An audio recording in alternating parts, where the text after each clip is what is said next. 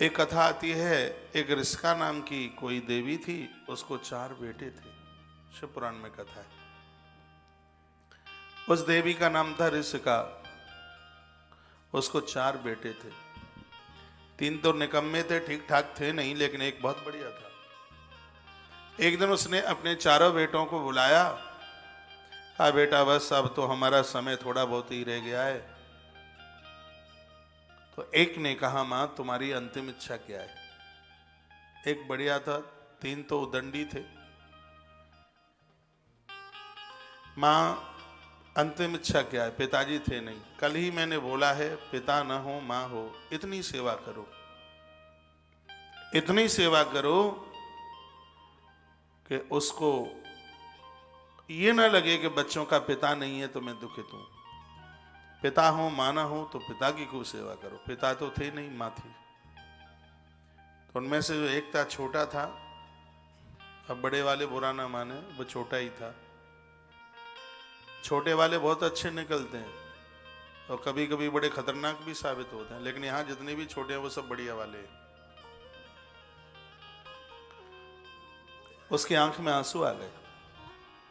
उसने कहा मां आपकी अंतिम इच्छा क्या है। प्राण की आहुति डालनी पड़ेगी तो भी मैं पूरा करूंगा, बस आप बता दें। मां की आंख में आंसू आ गए। 3 मजाक उठा रहे थे, मजाक कर रहे थे।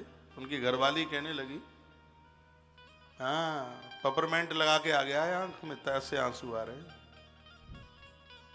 आज की भाषा में विक्स लगाने से भी आंख में आंसू आ जाता है। उसके ऊपर कोई फर्क नहीं था इस बात का। मां की आंख में आंसू थे। मां ने कहा बेटा अंतिम इच्छा, मेरी अस्थियों को गंगा जी में विसर्जित कर देना। मैं जीवन में कभी गंगा नहीं जा पाई, ये मेरे मन में ही बात रह गई।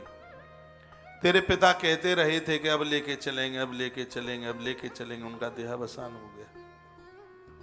यहां तक एक दिन तो मैंने कलेबा, मीठी पूड़ी बना करके, नमकीन पूड़ी बना करके, पहले सब तीर्थों में जाते थे तो लड्डू पूड़ी ये सब घर से बना के ले जाते थे। आप भी लेके गए कभी? हाँ, घर से बना करके लेके जाते थे। उस टाइम में जब बाजार में जलेबी नहीं मिलती थी, समोसा मिलता नहीं था, तब अन्न को बेचना ठीक माना नहीं जाता था, तब की बात है। कहा बेटा मैंने सब भोज्य सामग्रियां बना करके तैयार कर ली थी, इतने में तुम्हारे पिता का देहावसान हो गया, वो दुनिया छोड़ के चले गए। मेरे मन में ही रह गई बेटा मैं गंगा दर्शन नहीं कर पाई। मन की इच्छा थी, अब मन की इच्छा यह है कि मृत्यु के तत्पश्चात पुत्र मेरी अस्थियों को गंगा में विसर्जित कर देना। से महापुराण में लिखा है कि गंगा जी में जब तक हड्डियां रहती हैं तब तक जीव सूक्ष्म शरीर से भगवान के चरणों में रहता है। महादेव अति प्रसन्न होते हैं। एक पुत्र की जरूरत इसलिए होती है क्योंकि वो माता पिता की अस्थियों को गंगा में विसर्जित करे।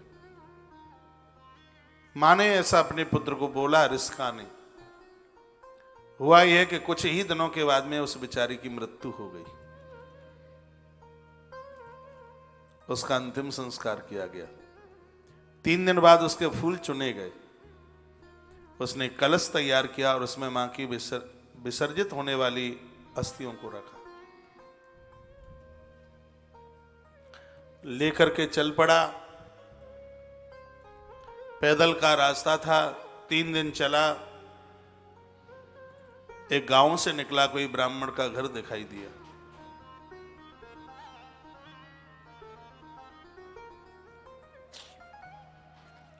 उसने वहां कहा कि मैं आज रात रुकना चाहता हूं, रहना चाहता हूं। ब्राह्मणी थी, उसने कह दिया हाँ आप रुक सकते हैं। उसकी भोजन पानी की व्यवस्था करी।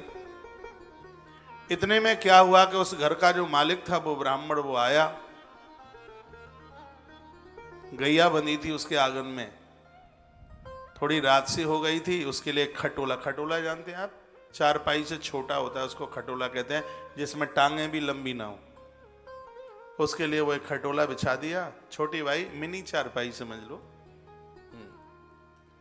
तो इतने में वो ब्राह्मण आया। उसने अपनी पत्नी को कहा गैया का दूध नहीं निकाला। अभी नहीं निकाल पाई। उसने जैसे उस बछड़े को छोड़ा तो बछड़ा गाय के नीचे जा नहीं रहा था। क्यों? घंटे पहले, 1.5-2 घंटे पहले बछड़ा गैया का दूध पी चुका था। कभी भी आप देख लेना, बछड़ा ने यदि दूध पी लिया है तो वो उसके थन की तरफ जाता नहीं है। वो बड़ी जोर जोर से वह ब्राह्मण उस बछड़े को मार रहा था। गैया की आंख में आंसू आ गए। वो दूध पीने को जाता नहीं। उसने आखिर में उसको बांध दिया। खूब उसने बछड़े की पिटाई करी। ब्राह्मण वह अपने काम में लग गया। गैया बछड़े को कहने लगी रात में, कहा बेटा इस धूर्त ने तुझे मारा है, मुझे बहुत कष्ट हुआ है। सुबह इसका बेटा आएगा इधर, मैं अपने नुकीले सींग से उसके पेट को फाड़ दूंगी, उसको मार डालूंगी। तो बछड़े ने क्या कहा? बछड़े ने कहा मां, हमने पहले कोई ऐसा अपराध किया है कि हम पशु योनि को प्राप्त हुए, और तुम्हें पता है कि ब्राह्मण को मारना एक बहुत बड़ी ब्रह्म हत्या है जिससे छुटकारा नहीं मिलेगा। गैया ने कहा कि ब्रह्म हत्या कहाँ धोई जाती है मुझे पता है, मैं वहां डुबकी लगाऊंगी और मेरी ब्रह्म हत्या छूट जाएगी। और वह व्यक्ति रिस्का का बेटा जो अस्थियों का चयन करते हुए वो गंगा के लिए जाने वाला था, वो बगल में ही खटोला पर सो रहा था और उसने ये बात सुनी। उसको सुबह 3 बजे निकलना था, लेकिन अब वो इस विचार में था कि ब्रह्म हत्या कहां धोई जाती है, गैया बोल रही है तो मैं देखूं तो सही कि ब्रह्म हत्या कहां धोई जाती है। सुबह उस ब्राह्मण का बेटा आया और जैसे ही गैया के पास से निकला तो गैया ने सींग से उसको उछाल करके नीचे गिरा करके खत्म कर दिया। ब्राह्मण का बालक था। गैया ने जैसे ही उस बच्चे को मार डाला तो शीघ्र ही गैया सफेद में से काले रंग की हो गई। ब्रह्म हत्या उसके ऊपर ऐसे छाई कि धौरी गैया सफेद गाय एकदम बिल्कुल काली हो गई। ब्राह्मण को पता चला कि मेरा बच्चा मौत को प्राप्त हुआ है तो उसने लाठी उठाई। गैया रस्सी तोड़ करके भागी, जोर से पूंछ उठा करके गैया भागी। आगे गाय और पीछे पीछे वह रिस्का माता का बेटा अस्थि संचय का कलश सिर के ऊपर रख करके जो पीछे पीछे जा रहे। उसने देखा कि गैया नर्मदा के किनारे जाकर के पहुंची और एक कुंड में नर्मदा किनारे के बगल में ही उसने एक ऐसी डुबकी लगाई कि वह काली गैया एकदम बिल्कुल सफेद हो गई। उसकी ब्रह्मत्या धुल गई नर्मदा के जल में। प्रणाम किया नर्मदा को। उस रिस्का माता के पुत्र ने उसे प्रणाम किया, नर्मदा का पूजन किया और उसके तत्पश्चात जैसे वो वहां से चलने लगा उसी समय नर्मदा के जल में से आवाज आई, कहा पुत्र कहां जा रहे हो? अरे रिस्का के पुत्र, तुम्हारी मां बहुत बड़ी भक्तानी रही है, माता नर्मदा का उसने बहुत पूजन किया है, वंदन किया है, तुम कहां जा रहे हो?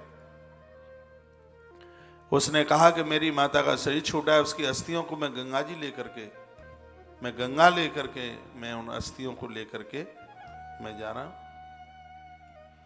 नर्मदा मां के जल में से आवाज आई, जो माता पिता के प्रति इतनी श्रद्धा रखते हैं उनके लिए तो गंगा स्वयं मिलने को चली आती है। तब से लेके आज तक बैसाख शुक्ल पक्ष की सप्तमी को गंगा हर साल नर्मदा में मिलने को आती है। आत्म अस्थियों का विसर्जन यहीं कर दो। उसने अपनी माँ की अस्थियों का विसर्जन वहीं किया। इसमें माँ तो नर्मदा और माँ गंगा की बड़ी महिमा का वर्णन है। ये वह माता नर्मदा है जहाँ से भगवान महादेव प्रकट हो